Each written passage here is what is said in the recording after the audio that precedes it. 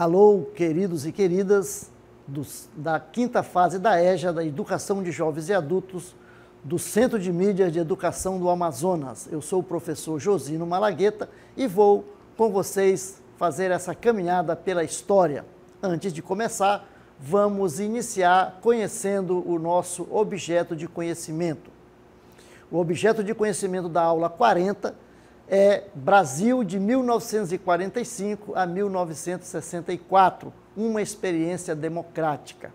Como detalhamento, nós temos o governo Dutra, o segundo governo Vargas e Lott garante a posse de JK. Muito bem, a gente vai então agora para a nossa aula.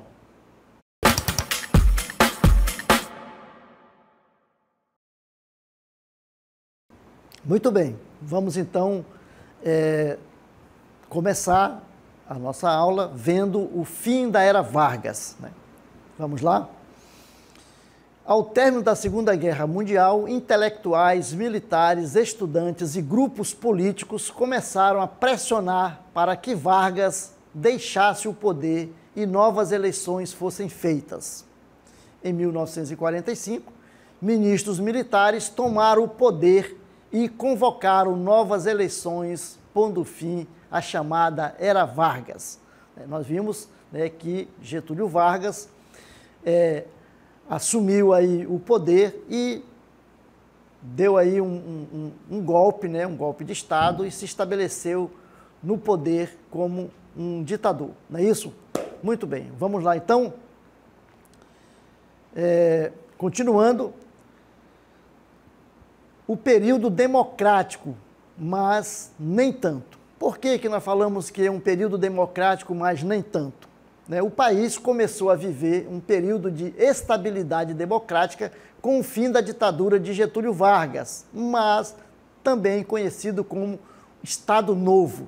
Então, Getúlio Vargas, nós vimos, dá um golpe de Estado e institui o chamado Estado Novo, que é uma ditadura. Ele vai assumir o poder de forma, né, autocrática e aí com perseguições políticas e etc.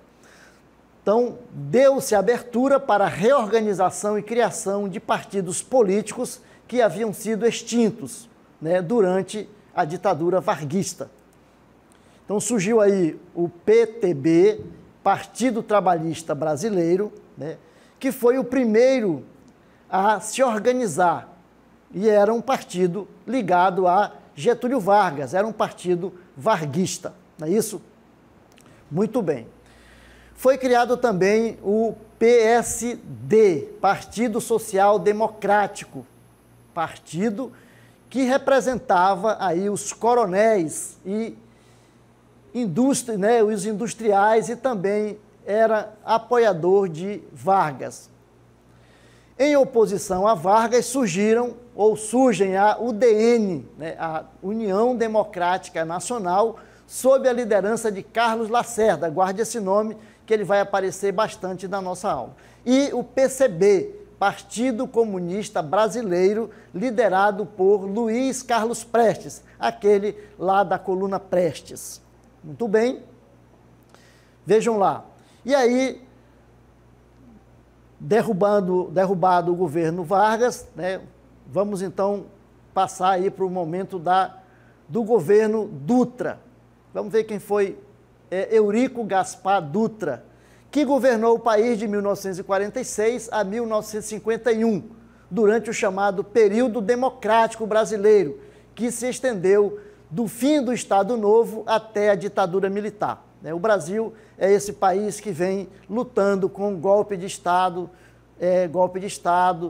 período democrático, período depois, de novo, golpe de Estado ou tentativa de golpe de Estado, né? E Eurico Gaspar Dutra foi o 16º presidente da República do Brasil.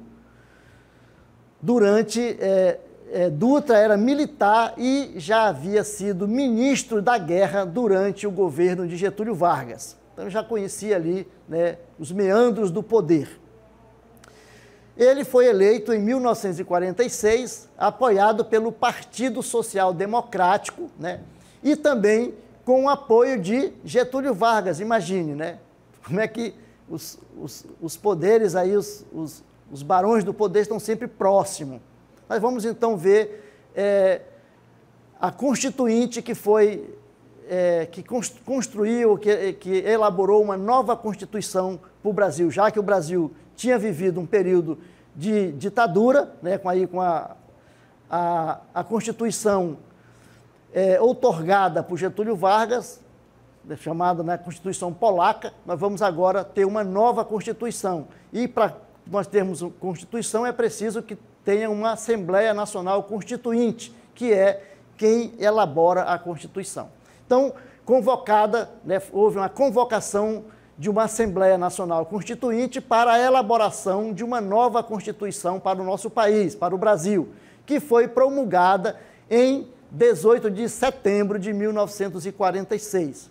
Viu que uma Constituição promulgada é aquela que é votada pela Assembleia Constituinte e, então, tem uma participação democrática, não é isso? Diferente daquela que é outorgada, que é imposta. Então, o que trazia a Constituição de 1946? O que ela trazia de novo? Regime republicano federativo, presidencialista e representativo. Então, o que é um regime republicano? Onde os estados, né, os estados da federação, eles têm autonomia, né? Federativo porque eles formam uma federação, cada estado junto forma uma federação. E ele é presidencialista porque ele é presidido por um presidente da República, né? E tem a sua representatividade. Muito bem. O que mais trazia a Constituição de 46? Ela trazia o voto secreto, universal e obrigatório para maiores de 18 anos, exceto analfabetos, soldados e cabos. Quando fala de voto universal, significa que são todos. Aqui é universal, mas nem tanto, não é isso? É o voto secreto, é aquele que você vota, que as pessoas não sabem quem você votou. Então, o voto é secreto, é individual. Mas o que mais trazia a Constituição? É a autonomia dos três poderes: poder legislativo, poder executivo e poder judiciário. Por que isso? Porque durante a ditadura não existe, né, os poderes, eles não são autônomos, né, o poder executivo ele tem um poder maior, centralizado nele, né? Então, há aqui a redistribuição dos poderes da República: legislativo, executivo e judiciário. Depois, trazia também eleições diretas para presidente e vice, né, para um mandato de 5 anos. Eleições diretas. Então, não mais, o presidente não é escolhido pela Câmara, né, pelos deputados, senadores. Ele é votado diretamente pela população. A população escolhe, por isso formam eleições diretas. Depois, garantia de liberdade e expressão e pluripartidarismo. O que é o pluripartidarismo, professor? Muitos partidos, né? Você pode criar partidos que representem os seus desejos, os seus objetivos, né? As suas demandas. Então, pluripartidarismo.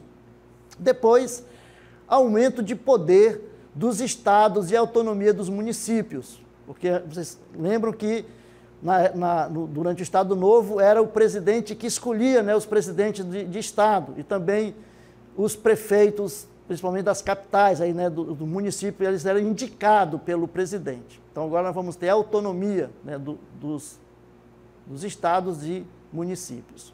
Depois, reiteração das leis trabalhistas. Aí é o direito dos trabalhadores, né, que vão ser colocados numa CLT, né, na consolidação da lei do trabalho. Então, os trabalhadores passam a ter direitos. Muito bem. E aí nós vamos ver agora a política do governo Dutra, como é que ele atuou. Ele tinha um alinhamento com os Estados Unidos durante o período da Guerra Fria, né? Então ele estava ligado aí à doutrina Truman. A adoção de medidas econômicas e políticas liberais e o rompimento com a União Soviética. Então o Brasil rompe com a União Soviética. cancelamento do registro do PCB, que é o Partido Comunista Brasileiro, em maio de 1947. E em janeiro de 1948 houve a extinção do Partido Comunista Brasileiro. O partido entra na clandestinidade, sendo cassado o mandato de todos os parlamentares eleitos pela legenda. Não é isso? Período de muitas agitações e greve por conta do posicionamento contra a classe populares e trabalhadoras. Então, o governo Dutra vai agir contra, né, os trabalhadores. Criação das limitações do direito de greve. Poucos setores teriam o direito à greve. Então, um direito que estava garantido na Constituição é negado pelo governo Dutra. Violenta repressão às greves, fechamento de sindicatos e prisão de uma grande quantidade de sindicalistas. Então, o Dutra começa a apertar o cerco, né? Então, o Brasil recebeu, nesse período, a visita do presidente americano, do Henry Truman, né, em 1947, onde participou da Conferência Interamericana para a Manutenção da Paz e da Segurança do Continente, na cidade de Petrópolis, no Rio de Janeiro. Assinatura do Tratado Interamericano de Assistência Recíproca, né, a sigla TIAR, e assegura a defesa dos interesses norte-americanos no continente. Então, os americanos passam, né, a ter aí uma influência muito forte, né, sobre o Brasil. E a integração do Brasil com a Organização dos Estados Americanos, a OEA, certo? Muito bem. Vamos então aí agora para uma pequena animação com a economia do governo Dutra. Como é que desenvolveu a economia desse governo? Vamos lá? A economia no governo Dutra. Implementação de medidas liberais que resultaram numa grande abertura para o mercado estrangeiro, principalmente para os produtos norte-americanos. Medidas que trouxeram desequilíbrio das taxas de importação e exportação, desaceleração do processo industrial, aumento da dívida externa e, consequentemente, da balança comercial. O desequilíbrio econômico gerou o esvaziamento das reservas monetárias nacionais. Favorecimento da instalação de empresas estrangeiras no país graças aos incentivos dados pelo governo. Medidas para frear as importações a partir de 1948 favoreceram a indústria nacional e a elevação do preço do café no mercado internacional e das matérias-primas. Tais ações fizeram com que o Brasil fechasse 1950 com um salto favorável na balança comercial.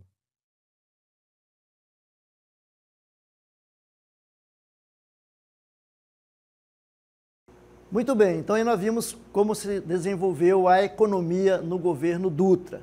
E agora nós vamos para a sociedade e o governo Dutra, como que se dava aí esse processo. Durante o governo Dutra foi criado o Plano SALT, Saúde, Alimentação, Transporte e Energia, projeto que previa investimentos na infraestrutura nacional. Entretanto, as crises econômicas enfrentadas pelo país comprometeram a eficácia do plano. O Plano SALT foi responsável pela criação da rodovia Presidente Dutra, que liga o Rio de Janeiro a São Paulo. Então, algumas ações do governo aí no tocante à sociedade. Até o fim do governo Dutra, como é que se deu aí, como é que o governo Dutra chegou ao fim? O Partido Social Democrático lançou em 1950 Cristiano Machado como candidato à presidência da República e a União Democrática Nacional, a UDN, lançou e apostou em Eduardo Gomes.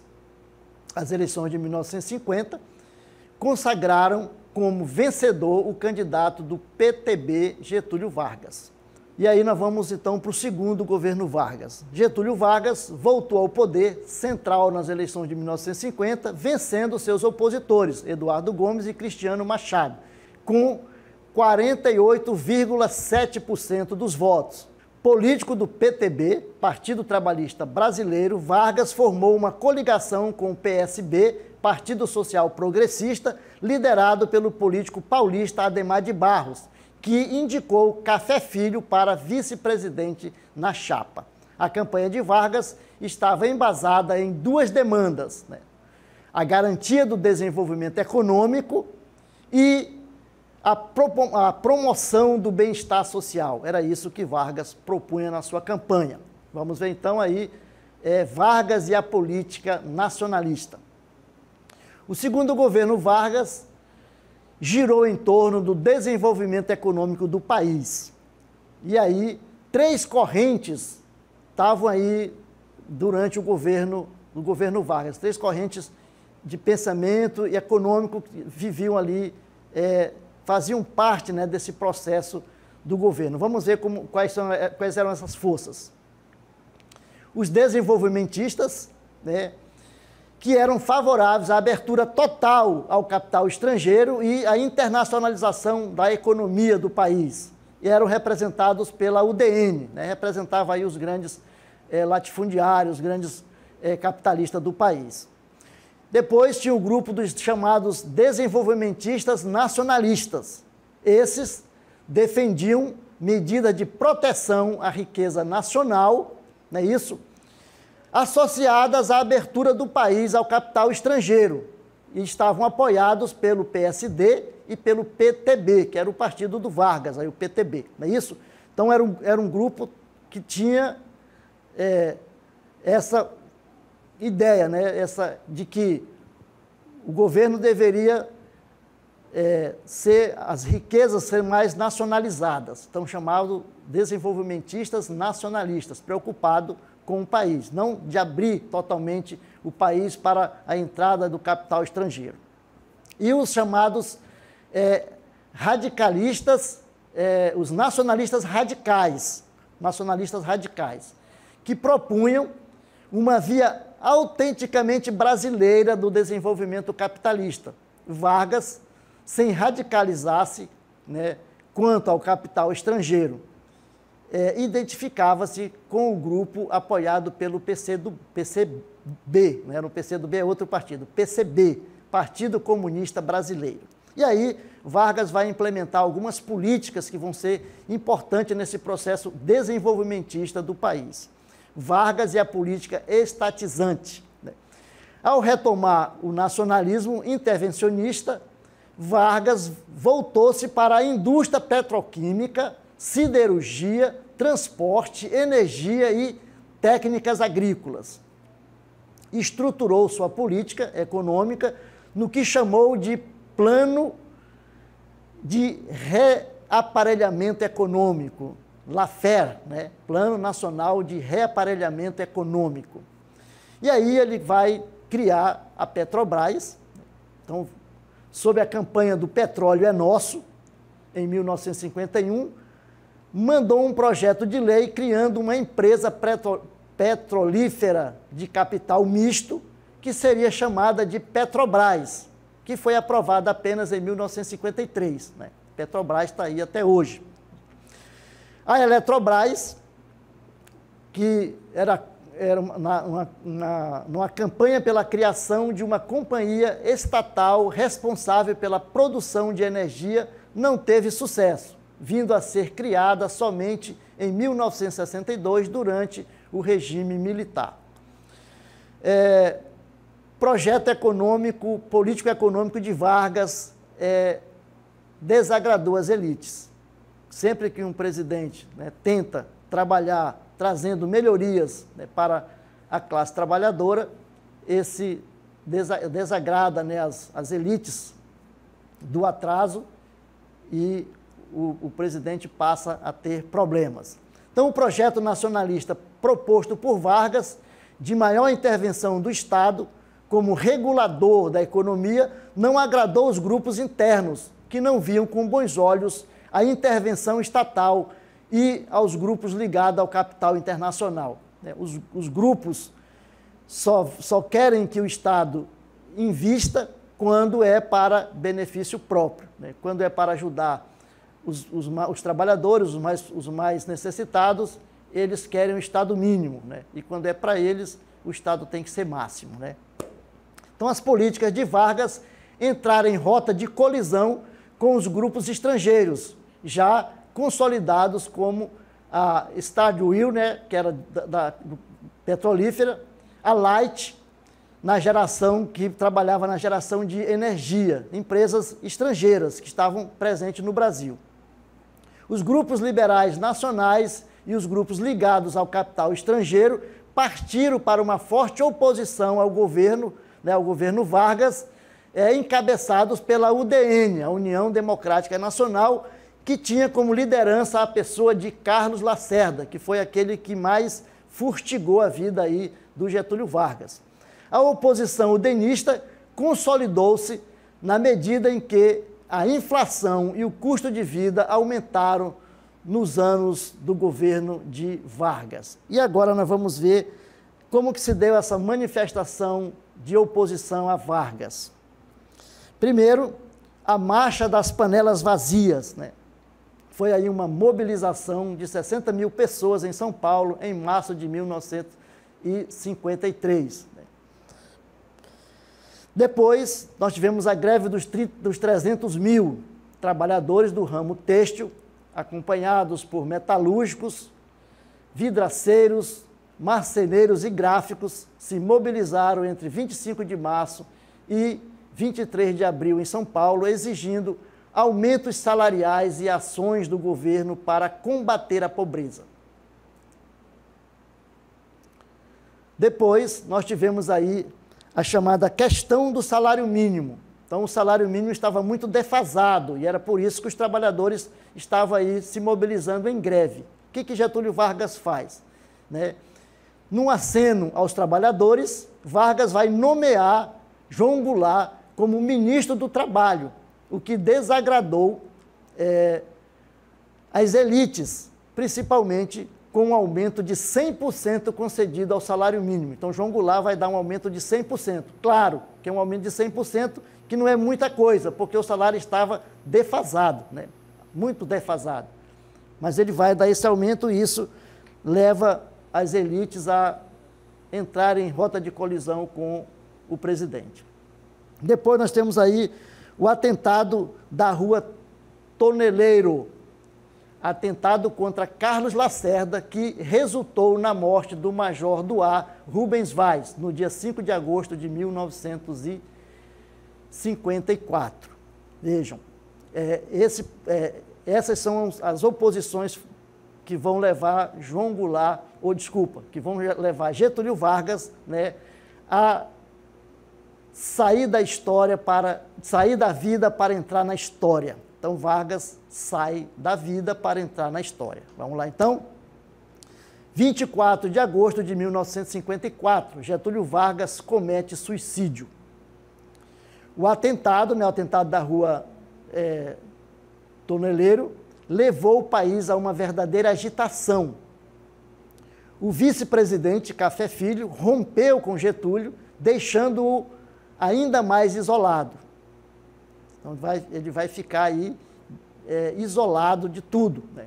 A UDN e os militares exigiram a renúncia do presidente através do que ficou conhecido como Manifesto à Nação, que foi feito aí no dia 24 de agosto.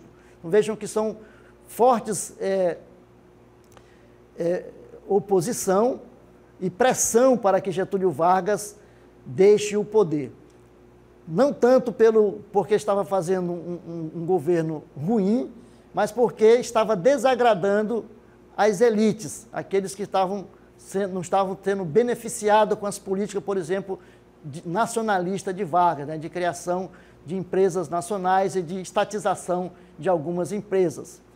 Então, na manhã do dia 24, Getúlio Vargas deixou a nação estarrecida, tirando sua própria vida, com um tiro no coração e incendiava a nação com sua carta testamento. Disse ele: nada mais posso dar a não ser o meu sangue. Ele escreve uma carta testamento e aí ele se suicida e nós entramos então no final, né? Aí termina o governo Vargas. E aí, Lott garante a posse de JK. Juscelino Kubitschek, João Goulart, PSDB e PTB saem vitoriosos nas eleições de 1955 contra Juarez Távora, que era da UDN, juntamente com Adhemar de Barro, do PSB, e Plínio Salgado, do PRB, Partido de Representação Popular. Os udenistas, derrotados, não se conformam com a vitória da chapa JK Jango e, por isso, representa uma força, porque eles acham que esses dois representam uma força ainda do Getúlio Vargas, a força jutelista, né, de Getúlio Vargas. Durante o governo de Café Filho, os udenistas alimentam a ideia de anulação das eleições para que os vencedores não tomassem posse. Imagina, né? Mais uma tentativa de golpe. Essa ideia toma força com o afastamento de Café Filho por motivo de doença, quando assumiu o governo o presidente da Câmara dos Deputados udenista Carlos Luiz. O ministro da Guerra, general Lott, defensor da legalidade constitucional, deu um golpe, né, chamado autogolpe, um golpe preventivo. Derrubou o Carlos Luiz, que se refugiou no cruzador Tamandaré com alguns militares e políticos golpistas. O Congresso Nacional declarou Carlos Luiz impedido. Com isso, o poder do presidente do Senado, Nereu Ramos, deu posse aos eleitos em janeiro de 1955, que era Juscelino Kubitschek e Jango, que é o João Goulart. Então vejam lá, as elites, né, aqueles que estão aí no poder, que estão sendo os beneficiados, né, do momento, eles, quando sobe ao poder um presidente que tem uma pretensão, tem objetivo, que tem planos de desenvolver o país no sentido, na sua totalidade, né? Com distribuição de renda, com distribuição de terras, né? Com reforma agrária, que realmente pensa no país como um todo, né? Não só nos privilegiados, naqueles que estão sendo beneficiados com o poder. Esses presidentes sempre têm oposição e são ameaçados, né, por golpe de Estado. E isso é ruim para o país, né, porque não existe, não cria no país uma estabilidade jurídica, uma estabilidade política que faça com que o país se desenvolva, que o país cresça, que o país realmente caminhe para o futuro, né, como uma nação soberana, uma nação independente, uma nação que tenha o seu povo com educação, com saúde, com transporte de qualidade, com universidades abertas para todos possam participar, né, e se desenvolver. A educação sabemos que é o futuro, né, de uma nação. E quando você investe em educação, investe em saúde, investe em transporte, investe em qualidade de vida, o povo vive melhor e o país vive em tranquilidade. Então, para que nós tenhamos uma democracia realmente forte, nós precisamos fortalecer a democracia social, isto é, fazer com que a população também participe, não só votando, mas participe também tendo melhores qualidades de vida. A gente fica por aqui e até uma próxima.